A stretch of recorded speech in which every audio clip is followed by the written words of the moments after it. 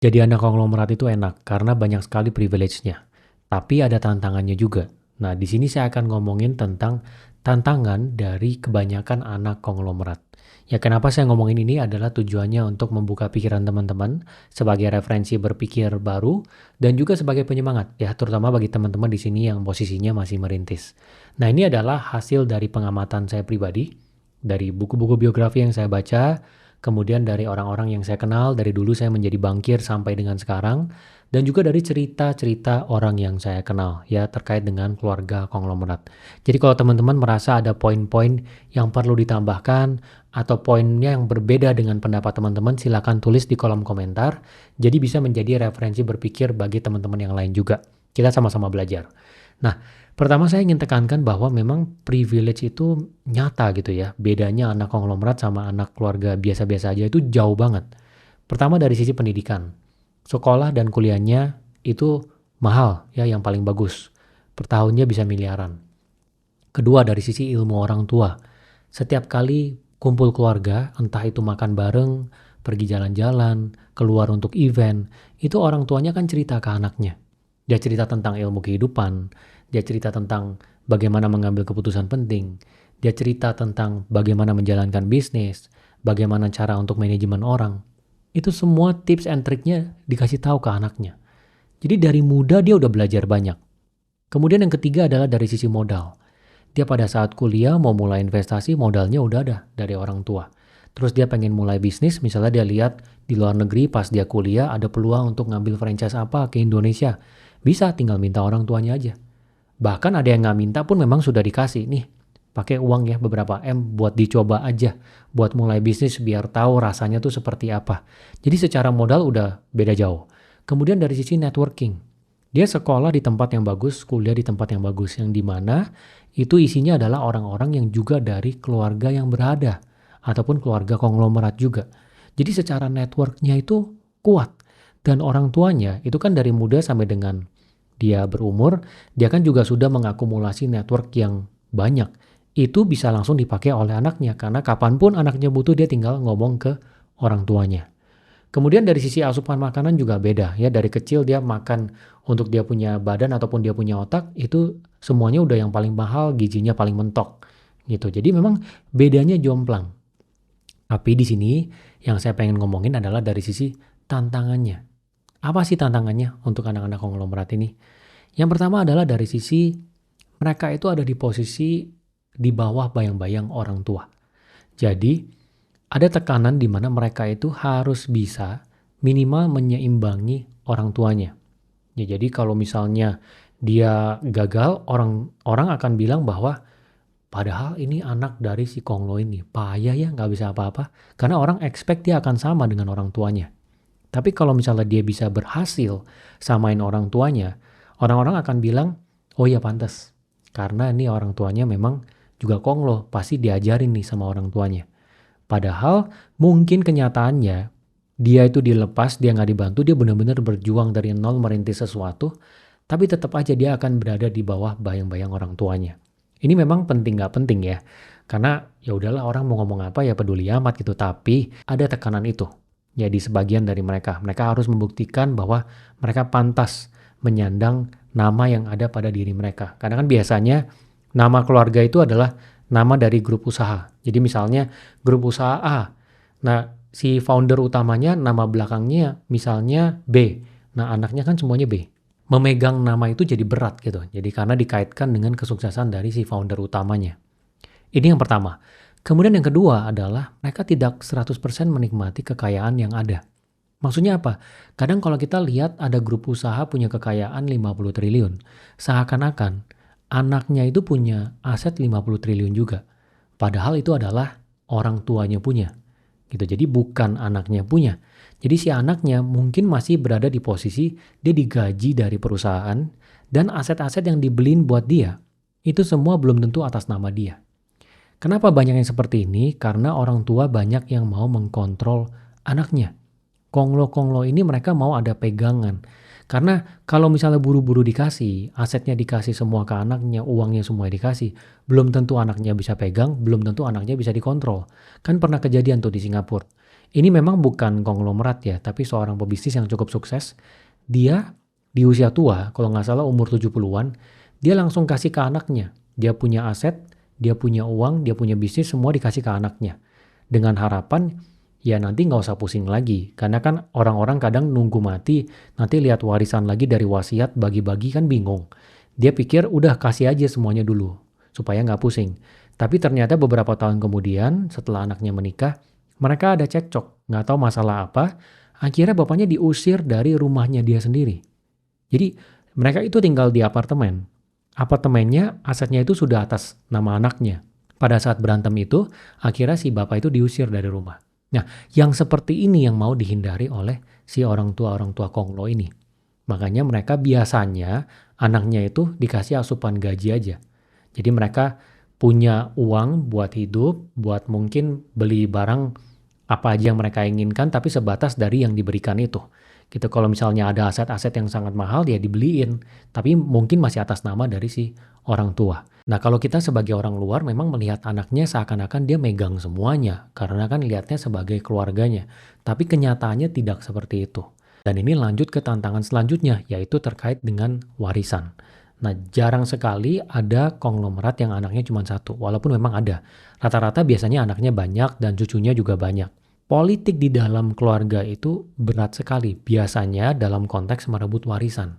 Ketika founder utamanya masih ada yang membuat satu keluarga ini statusnya konglomerat dan kaya, ini anak-anak dan cucu-cucu ini banyak sekali yang berebut atensinya dia, mau menjadi kesayangan, supaya warisannya dapat porsi lebih banyak.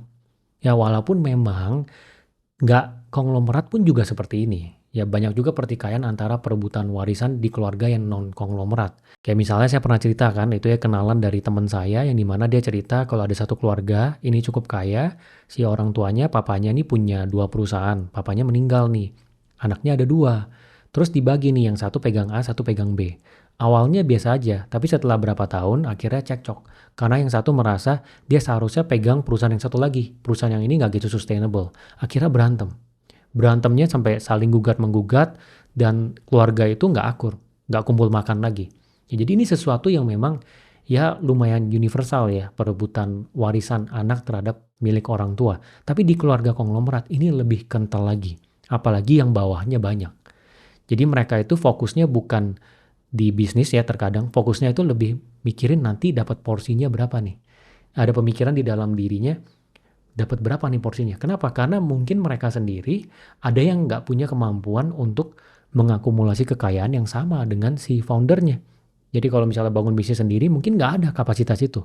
Jadi yang mereka harapkan di dalam hidupnya adalah yang ngambil porsi warisan yang besar. Makanya terjadilah politik itu. Saling rebut-merebut, ya baik-baikin orang yang di atasnya supaya dapat porsi warisannya lebih besar. Dan banyak juga konglomerat yang untuk menyelesaikan masalah ini, supaya di dalam keluarganya nggak rebut-rebutan warisan, dia bikin struktur trust. Nah di Indonesia memang trust ini nggak ada. Nanti kalian bisa coba Google atau ChatGPT ya. Trust ini memang fungsinya ya buat menjaga supaya kekayaan itu bisa bertahan dari generasi ke generasi. Jadi bisa dibikin ada syarat dan kondisinya untuk ngambil uang dari trust. Misalnya si bapak meninggal, kemudian anaknya ini umurnya masih 20 nih. Di trustnya dibikin syarat, anaknya umur 30 bisa ngambil 10% dari semua yang ada di trust itu. Nanti umur 40 bisa ngambil 20% lagi. Tapi selamanya nggak bisa ngambil 100% karena ada yang dialokasikan untuk cucunya. Jadi setiap trust itu akan beda-beda syarat di dalamnya tergantung dari si konglo utamanya setnya bagaimana. Tapi banyak sekali yang menggunakan struktur trust ini ya untuk menyelesaikan masalah itu, warisan itu. Jadi semuanya rebut-rebutan, mendingan dibikin rapi aja, ada entitas yang megang semua asetnya. Jadi nanti dari keluarga ya harus mengikuti syarat-syaratnya supaya bisa bertahan terus. Karena kalau misalnya dia nggak pakai struktur itu, dia bagiin ke bawah, kan belum tentu yang bawahnya ini, barisan yang kedua, generasi keduanya ini bisa lanjutin ketiga. Tiga lanjutin keempat. Ya kan ada sebutannya ya, generasi satu yang bikin jadi kaya, generasi duanya menikmati, terus generasi ketiganya menghancurkan gitu. Dan mereka mau menghindari ini. Nah sebelum masuk ke dalam pembahasan selanjutnya, saya ingin info ke teman-teman di sini yang memang mau mulai bisnis atau pengen mengembangkan bisnis teman-teman. Kalian bisa cek aplikasi yang sedang saya bangun namanya Growin. Ini adalah aplikasi belajar bisnis terlengkap di Indonesia. Jadi semua ilmu bisnis di berbagai bidang ada di sini. Dari legalitas, impor, ekspor, online shop, terus konten kreator. Apapun itu kita masukin semuanya di dalam satu aplikasi. Itu isinya short video, to the point, ringkas dari praktisi yang memang kita saring, dan ada bootcamp dari nol di semua bidang. Dan bisa konsultasi tertulis juga. Nanti silakan dicek ya, namanya Growin. Nah, kemudian kita masuk ke dalam tantangan yang keempat, yaitu karir ataupun bisnis dari si anak konglomerat ini biasanya dikontrol. Karena ekspektasi dari orang tuanya, pada saat dia lulus, nantinya dia akan menjadi penerus dari grup usahanya. Jadi, dari awal memang sudah disiapkan. Mereka intern di mana, pada saat lulus kuliah kerjanya di mana, itu sudah diarahkan oleh orang tuanya. Karena memang ekspektasinya ya nerusin grup usaha keluarga. Kalau mereka nggak nerusin, siapa yang bakal nerusin? Jadi kalau misalnya mereka pribadi ada preferensi gitu ya, misalnya ingin berkarir aja, nggak mau nerusin usaha, itu biasanya akan ada cekcok dengan orang tua. Walaupun ini hal yang juga terjadi di keluarga yang non-konglomerat ya. Tapi di keluarga konglomerat ya biasanya seperti itu, ada ekspektasi untuk nerusin. Jadi kalaupun mereka ingin bisnis sendiri, ya itu biasanya di awal-awal pasti akan cekcok karena ekspektasinya adalah untuk ke grup usaha dari keluarganya untuk diteruskan supaya dari generasi ke generasi ada terus. Ini saya nggak bilang semuanya ya, tapi ada juga grup usaha konglomerat yang anaknya dibebasin, mau melakukan apa saja bebasin. Perusahaannya IPO, di TBK-in menjadi perusahaan yang terbuka, diurus sama profesional, ya anaknya menjadi pemegang saham. Jadi dia nggak ngurus bisnisnya sama sekali, jadi anaknya mau ngapain pun bebas. Tapi ya rata-rata sih biasanya mereka disiapkan untuk menjadi penerus di dalam grup usahanya, jadi terlibat di dalam perusahaan. Kemudian tantangan selanjutnya adalah relasi sosial yang dikontrol. Jadi anaknya mau berteman dengan siapa, itu biasa dikontrol sama orang tuanya. Karena orang tuanya percaya bahwa ya teman itu mempengaruhi dia punya cara pikir, dia punya motivasi, dia punya vibrasi, dia punya peluang dalam hidup, juga bisa mempengaruhi si papanya. Karena kadang kalau misalnya pengen masuk ke seseorang, kita kan juga bisa lewat anaknya. Nah, dia takut itu menjadi celah. Jadi sangat dikontrol keluarnya sama siapa. Apalagi dalam konteks berpacaran, ya yang sampai nikah gitu. Itu biasanya sangat dilihat. Dan kriteria dari para konglo untuk anaknya cari pasangan itu biasanya macam-macam. Ada yang mau anaknya tuh cari pasangan yang di bawah dia. Supaya bisa dikontrol masuk ke dalam keluarganya. Karena kalau cari seseorang yang juga konglo dan di atas dia, takutnya nanti malah cekcok dan nggak bisa tuh dikontrol. Tapi ada juga yang mau cari yang seimbang, sama, benar-benar sama. Dan kalau bisa yang sinergi. Jadi kalau misalnya mereka nikah secara grup usaha tambah kuat. Karena ibaratnya grup usahanya jadi menikah gitu ya lewat si anaknya ini. Tapi ada juga yang kriteria utama dari mencari pasangannya itu adalah yang pinter. Terutama untuk anak cewek dari konglo ya. Jadi kalau misalnya dia nggak nemu sesuai dengan kriteria yang tadi, misalnya yang bisa sinergi dengan grup usahanya, itu dia cari minimal kalau misalnya ada pasangan, ya pasangannya harus minimal berprestasi, pinter, dan pekerja keras. Supaya juga bisa masuk ke dalam grup usahanya, supaya juga bisa ikut membantu bisnis dari keluarganya. Jadi dari sisi si anak konglonya mencari pasangan tuh juga nggak segampang itu. Karena harus banyak sekali approval dari orang tuanya. Yang dimana kriterianya lebih ketat. Walaupun di keluarga biasa juga ada ya. Orang tua kan ada kriteria A, B, C, D yang dimana kadang dia mau anaknya ngikutin kriteria dia.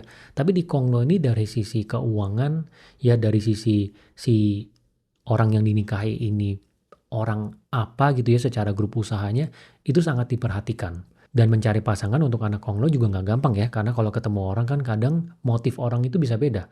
Bukan karena dirinya sebagai pribadi yang dia sukai, tapi karena dirinya punya latar belakang anak dari grup usaha yang besar. Yaitu memang pasti mengubah persepsi orang. Coba misalnya kamu bayangin, kamu kenal dengan satu orang cewek atau cowok yang dia mungkin biasa-biasa aja, tapi setelah kamu cari tahu ternyata dia adalah anak dari konglomerat. Cara pandang kamu ke dia seperti apa? Pasti beda kan? Ya kira-kira seperti itu. Jadi posisi mereka itu mencari pasangan juga nggak semudah itu. Karena terkadang tercampur dengan orang yang punya niatan lain ya, mendekati dianya dengan maksud yang berbeda. Balik lagi, saya nggak bilang bahwa semua konglomerat seperti ini, tapi saya hanya bilang memang ada yang seperti ini. Kemudian tantangan yang terakhir adalah kurangnya daya juang. Ya jadi ada anak-anak dari konglomerat yang karena memang sudah menikmati rasanya nyaman, dari kecil sampai gede itu nyaman, ada mobil, ya terus kemana-mana dianterin, ada mbak, ada supir, terus ada guru les, di rumah juga rumahnya besar, ber-AC, terus makan apa aja boleh, pergi jalan-jalan terus tiap tahun, itu mereka nyaman dengan itu. akhirnya daya juangnya tidak se-fight anak-anak yang dari keluarga yang nggak kaya. Dan memang ini nggak bisa dipungkiri, nggak cuma orang-orang yang lahir di keluarga konglomerat. Orang-orang yang lahir di keluarga yang kaya pun juga sama. Yang mereka terlena dengan kenyamanannya, daya juangnya akhirnya nggak terlalu kuat. Nah memang ada konglo-konglo yang sadar akan hal ini, yang dimana anaknya kalau misalnya dia nggak perhatiin dari masa muda, nanti akhirnya nggak bisa ngapa-ngapain.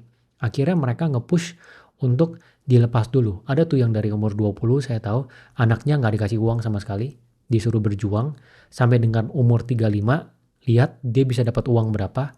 Kalau misalnya sesuai dengan ekspektasi dari papanya, baru dia masuk ke dalam grup usahanya. Ini di China ada yang seperti ini.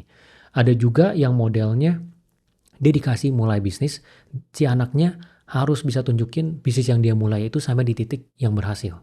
Gitu. Jadi macam-macam, tapi mereka juga memperhatikan ini. Karena dari sisi anaknya yang terlena dengan kenyamanannya, daya juangnya itu belum tentu ada, belum tentu seperti founder utama konglomerat di dalam keluarganya.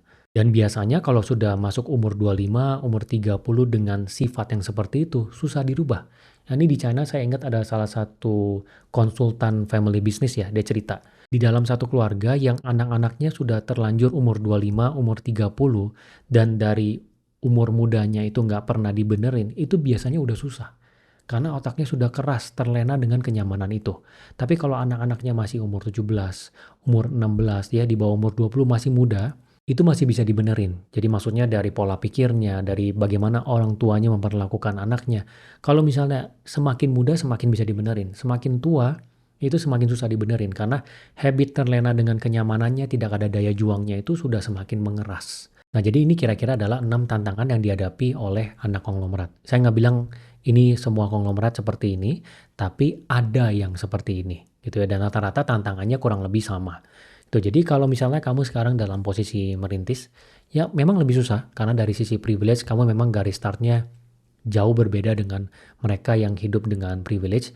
Tapi memang kalau kita cari sisi positifnya, memang ada gitu ya. Kamu lebih tahu apa itu susah, kamu bisa melahirkan, kamu punya api motivasinya itu lebih mudah supaya terus membara.